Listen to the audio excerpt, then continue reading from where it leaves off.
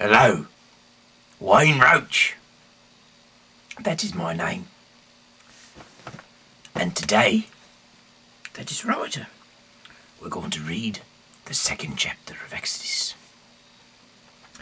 Now, for those of you who don't know who I am, for those of you who've heard this a million times before, I am Wayne Roach, lead singer in the band The Strawberry Jam.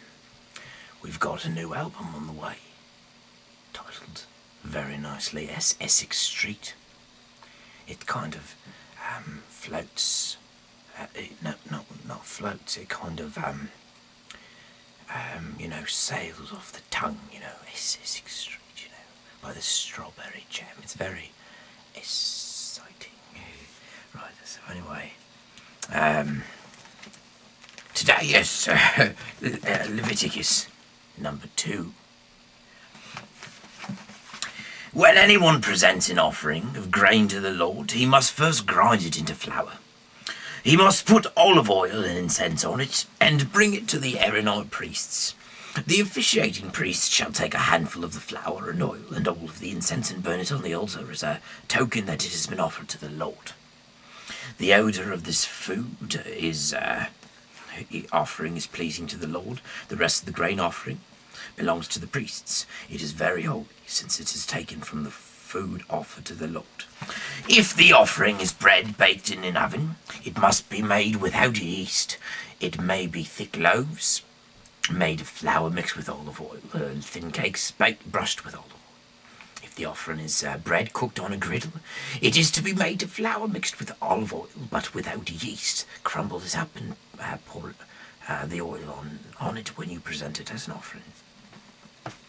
If the offering is bread cooked in a pan, it is to be made of flour and olive oil. Bring it as an offering to the Lord and present it to the priest, who will take it to the altar.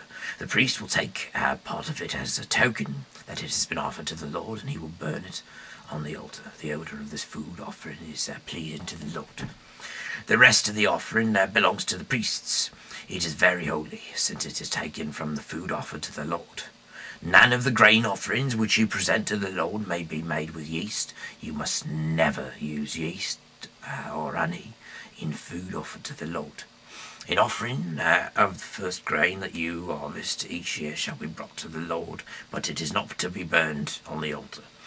Put salt on every grain offering, because salt represents the covenant between you and God. You must put salt on all of your offerings.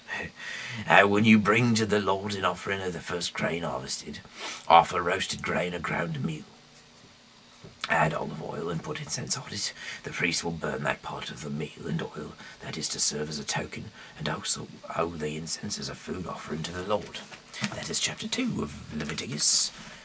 Join me tomorrow and hear the third chapter. I'm Wayne Roach. Good night and God bless.